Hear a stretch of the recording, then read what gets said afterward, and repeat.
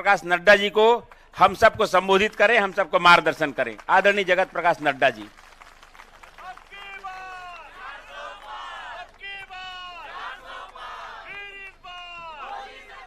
बोलिए भारत माता की। भाई जरा आवाज में जोर होना चाहिए, जोश होना चाहिए। बोलिए भारत माता की, भारत माता की, भारत माता की। आज के इस जनसभा में मंच पर उपस्थित हमारे पार्टी के यशस्वी और लोकप्रिय अध्यक्ष श्री किरण देव जी, हमारे बहुत ही लोकप्रिय और हमारे वरिष्ठ साथी जो हमारे प्रत्याशी हैं और भारतीय जनता पार्टी के वरिष्ठ नेता भाई बृजमोहन अग्रवाल जी,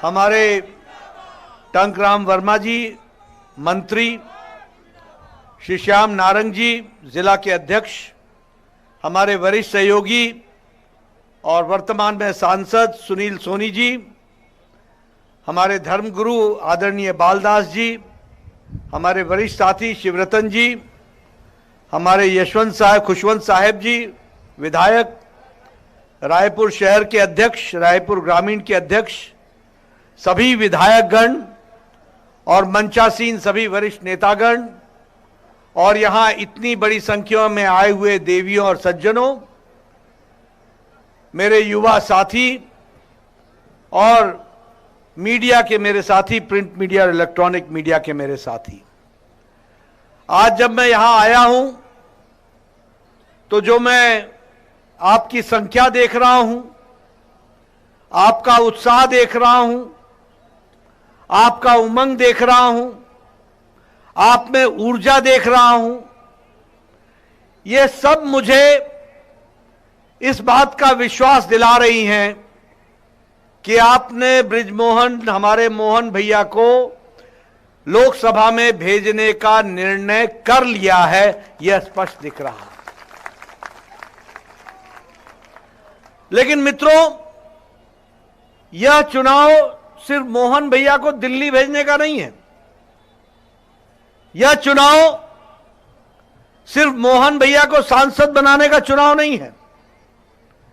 यह चुनाव मोदी जी के नेतृत्व में विकसित भारत के संकल्प को पूरा करने का चुनाव है, यह हमको याद रखना चाहिए।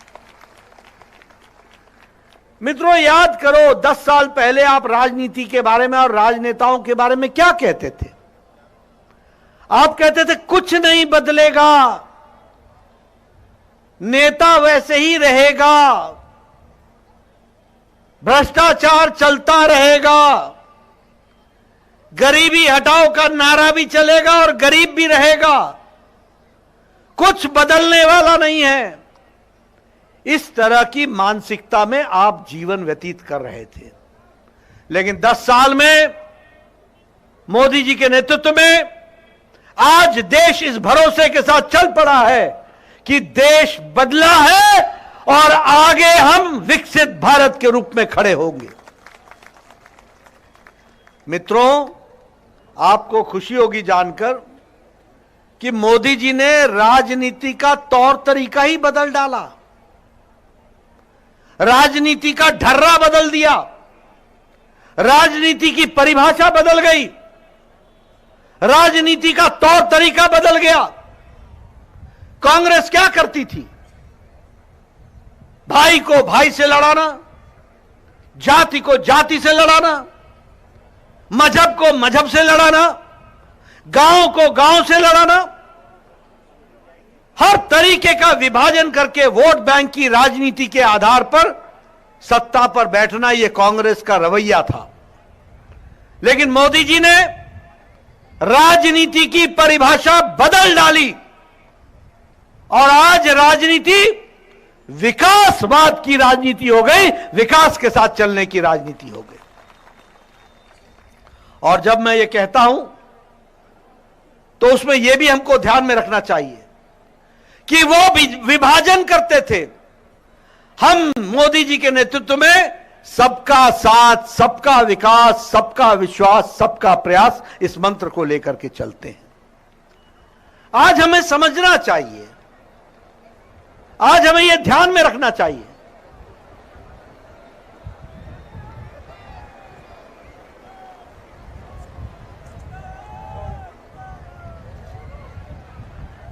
इंद्र देवता भी खुश होकर के मोहन भैया को आशीर्वाद दे रहे हैं। सब बैठिए बैठिए, शांति बनाए रखिए। शुभ घड़ी है ये, बहुत शुभ घड़ी है। सब लोग शांति से हमारे राष्ट्रीय अध्यक्ष को सुनिए।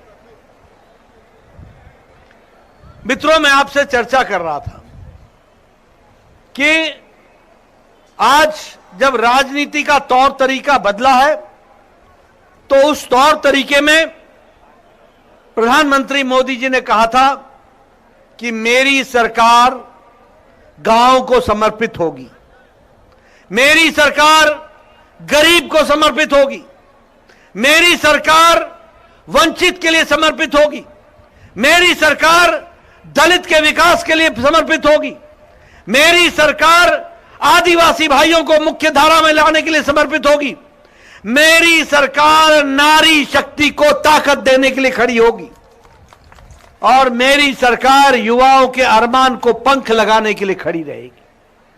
आज हम देखते हैं, ये मोहन भैया बड़े लंबे समय से विधायक हैं। मैं याद दिलाना चाहूंगा, मोहन जी, मैं भी 1993 में विधायक बन गया था। मेरे विधानसभा में 85% सड़क के बगैर गांव थे, कोई सड़क नहीं होती थी। चंदू भैया बैठे हैं, कोई इनसे पूछो, कोई गांव में सड़क नहीं होती थी, दूर दूर तक पैदल जाना पड़ता था। लेकिन प्रधानमंत्री मोदी जी के नेतृत्व में 1,60,000 गांव तक पक्की सड़क पिछले 10 साल में पहुंची है।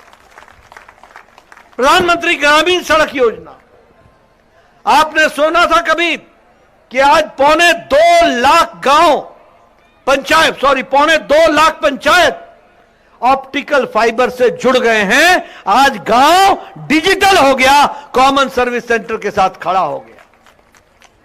आज अगर हम देखें तो गरीब व्यक्ति के लिए बताइए, प्रधानमंत्री गरीब कल्याण अन्न योजना में 5 किलो गेहूं मिलता है ना, 5 किलो चावल मिलता है ना, 1 किलो दाल मिलती है ना। 80 करोड़ की जनता को, 80 करोड़ की जनता को 5 किलो गेहूं या 5 किलो चावल और 1 किलो दाल देने का काम प्रधानमंत्री मोदी जी ने किया। और इसका असर क्या हुआ है? इसका असर यह हुआ है गरीब लोगों को कि 25 करोड़ लोग गरीबी की रेखा से ऊपर आ गए हैं। इस तरीके की व्यवस्था हुई है। मैं यहां यह भी आपको बताना चाहता हूं, हम लोग लंबे समय से एमएलए रहे, ये हमारे चंदू भैया भी थे, हमारे ब्रिजमोहन भाई भी थे। क्या होता था, हमारे को इंदिरा आवास योजना में एक पंचायत में 2 घर मिलते थे, 2 घर। ठीक बोल रहा हूं ब्रिजमोहन भाई? 2 घर। आज मोदी जी ने 4 करोड़ घर आपको पक्के मकान बना करके दिए, और आप ब्रिजमोहन भैया को फिर से भेजोगे, 3 करोड़ नए घर और बनकर के तैयार होंगे और आपको समर्पित होंगे। आयुष्मान भारत, कभी सोचा था कि गरीब आदमी का इलाज होगा? मैं पिछले भी सभा में बोल रहा था, मैंने टंकराम वर्मा जी को बताया क्या था वहां पर। यह हमारे शिवरतन जी बैठे हैं, पूछो इनसे क्या होता था। ये अर्जी लिखा करते थे, मेरे इलाके में एक गरीब व्यक्ति है, वह किसान है, उसको बाईपास होना है, उसको नया वाल्व लगना है, उसके किडनी का ऑपरेशन होना है, उसके लिए 2 लाख रुपए खर्च होंगे, 2.5 लाख रुपए खर्च होंगे, 3 लाख रुपए खर्च होंगे, कृपया देने की अनुशंसा करिए। जब 1.5 मांगते थे तो 75 मिलता था, जब 2 मांगते थे तो 1 लाख मिलता था। क्यों देवजी पटेल, ठीक बोल रहा हूं? और प्रधानमंत्री मोदी जी ने 10 करोड़ 74 लाख परिवार को, 55 करोड़ लोगों को, गरीब लोगों को, कौन गरीब लोग? रिक्शा वाला, ठेला वाला, रेड़ी वाला, फेड़ी वाला, सब्जी वाला, बस का driver, auto driver, taxi driver, बस का क्लीनर, बस का कंडक्टर, ट्रक का क्लीनर, बाल काटने वाला बार्बर, कूड़ेदान से प्लास्टिक इकट्ठा करने वाला गरीब व्यक्ति, ऐसे गरीब व्यक्तियों को प्रधानमंत्री ने 5 लाख रुपए का हेल्थ कवर दिया और इलाज के लिए पैसा दिया। हर साल 5 लाख रुपए। और पत्रकार मित्रों, मेरी बात देश, दुनिया, प्रदेश में समझा देना, बृजमोहन जी को चुनाव जिताना और प्रधानमंत्री मोदी जी की सरकार बनेगी। अब भारत में 2024 के 4 जून के बाद 70 साल से ऊपर का कोई भी व्यक्ति, कोई भी माता, कोई भी बुजुर्ग, किसी भी जाति का, किसी भी मजहब का, किसी भी आमदनी का, बड़ा हो छोटा हो, सबको मोदी जी आयुष्मान भारत के 5 लाख के हेल्थ कवर में उनको जोड़ रहे हैं। 5 लाख के हेल्थ कवर। उसी तरीके से जल जीवन मिशन, आज 11 करोड़ लोगों को जल, हर घर नल, हर घर जल से जोड़ा गया। और आपके रायपुर में 1,80,000 लोगों को, नए लोगों को जल से जोड़ा गया। जल का हर घर नल, हर घर जल। ये हमारे एमएलए जितने हैं, ये गर्मी में घूमा नहीं करते थे, क्योंकि महिलाएं सामने खाली घैला रख देती थी, ये लो तुम्हारे राज्य में पानी नहीं मिलता।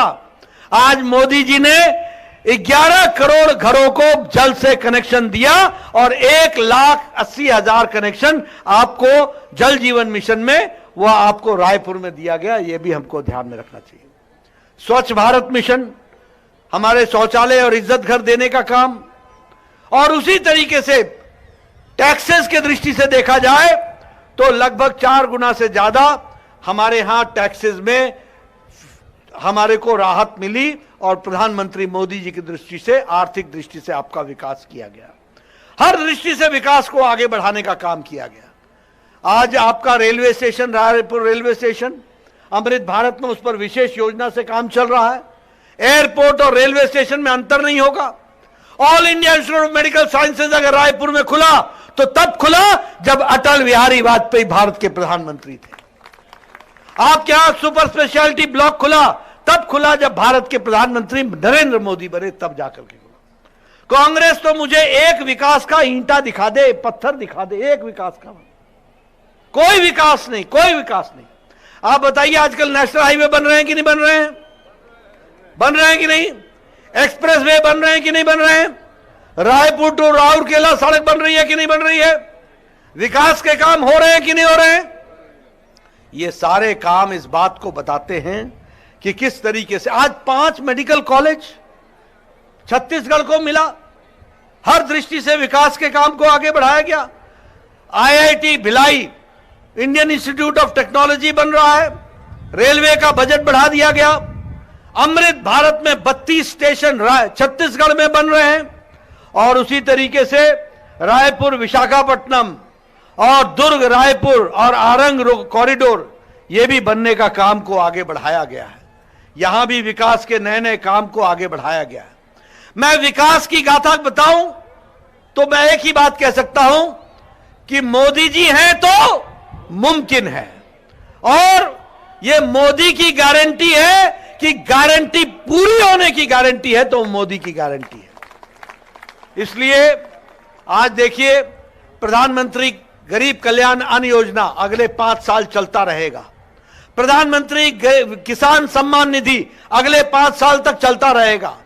आयुष्मान भारत 70 साल से ऊपर के लोगों को जोड़ लिया जाएगा। और 3 करोड़ लखपति दीदी बनाने का संकल्प, यह मोदी की गारंटी है कि पूरी होने की गारंटी मोदी की गारंटी है। इस तरीके से हम विकास कर रहे हैं। मैं यहां आपको एक बात और बताना चाहता हूं कि एक तरफ मैंने आपके सामने ये सारी कहानी रख दी और विकास की बात आपको बताई, लेकिन यहां मैं ये भी आपको बताना चाहूंगा कि आपने 3 महीने पहले हमारी सरकार बनाई और बघेल की सरकार को आपने टाटा बाय बाय कह दिया। बताओ, फर्क पड़ा है कि नहीं पड़ा है? बोलो, फर्क पड़ा है कि नहीं पड़ा है? कानून व्यवस्था सुधरी कि नहीं सुधरी? आम आदमी का जीवन अच्छा हुआ कि नहीं हुआ? मैं आपको सिर्फ एक ही बात बताना चाहता हूं। अभी ये हमारे ब्रिजमोहन भैया बता रहे थे कि आपको फलाना योजना मिला कि नहीं मिला। मैं आपको बताना चाहता हूं कि धान की खरीदी के लिए एक 19,257 रुपए के हिसाब से प्रति एकड़ और 24,75,000 किसानों के खाते में 13,320 करोड़ रुपए पहुंचा दिए गए। 13,320 करोड़ रुपए। मैं यहां यह भी बताना चाहता हूं आपको कि भूपेश बघेल ने आपको बोनस नहीं दिया था।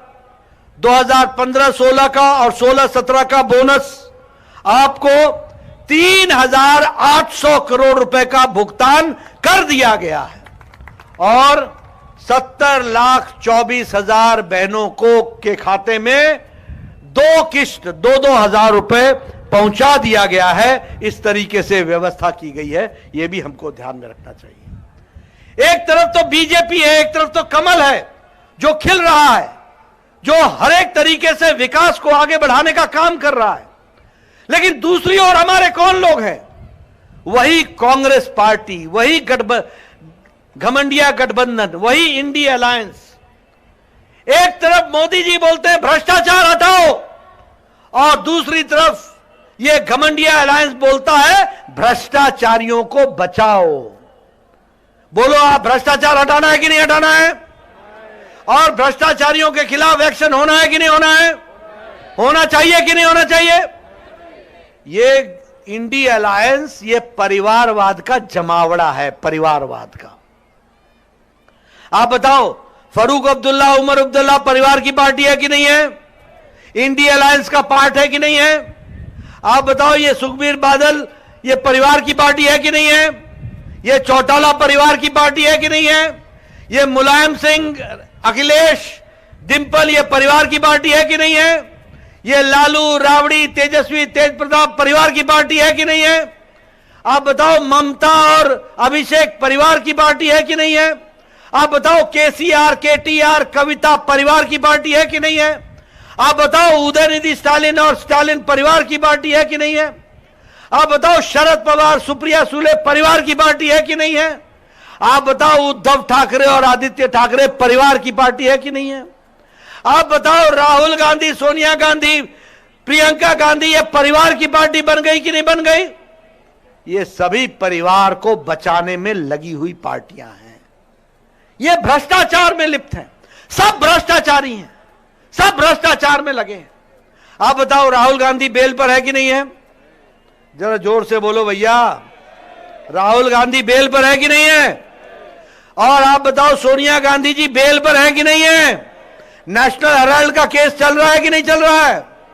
पी चिदम्बरम बेल पर है कि नहीं है? कार्तिक चिदम्बरम बेल पर है कि नहीं है? संजय सिंह बेल पर है कि नहीं है?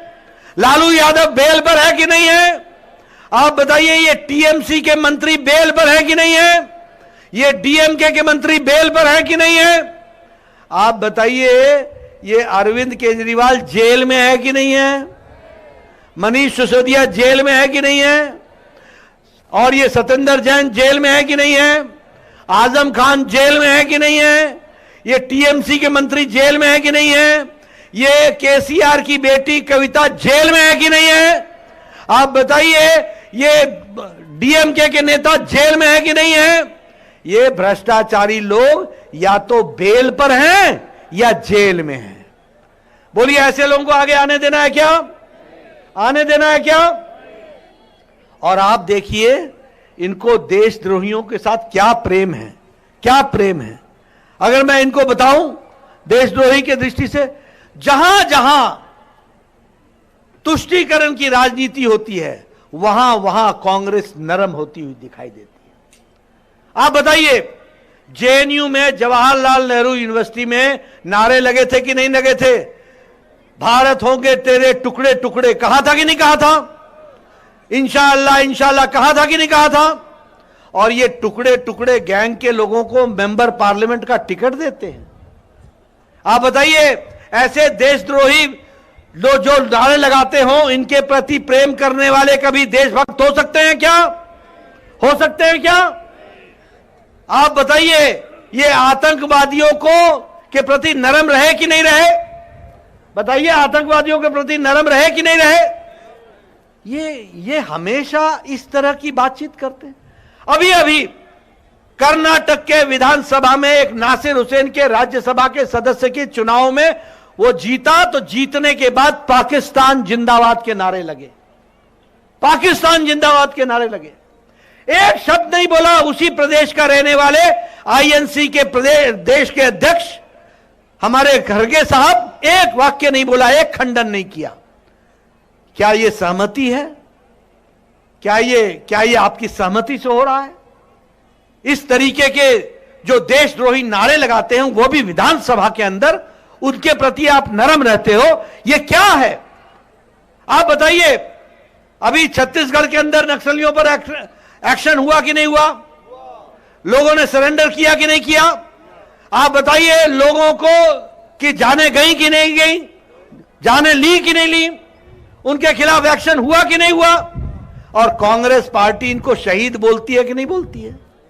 कांग्रेस पार्टी इनके प्रति नरम रहती है कि नहीं रहती है?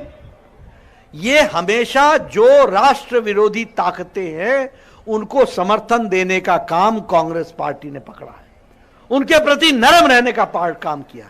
आप बताइए, ऐसी पार्टी को आगे आने देना है क्या? जरा जोर से बोलो भैया, आने देना है क्या? हमारी जिम्मेवारी है कि नहीं है कि मोहन भैया को भेजना है? भेजना है कि नहीं भेजना है? आप भेजेंगे कि नहीं भेजेंगे? कमल पर बटन दबाएंगे कि नहीं दबाएंगे? और अब की बार फिर एक बार बहुत बहुत धन्यवाद। जय भारत, जय छत्तीसगढ़, जय जोहार। मैं जिला अध्यक्ष श्री श्याम नारंगी से आग्रह करूंगा कि वे सभा समापन की घोषणा करें, आभार प्रदर्शन करें। बोलो भारत माता की, भारतीय जनता पार्टी जिंदाबाद। जिंदाबाद। आज हम लोग के लिए सब हमारे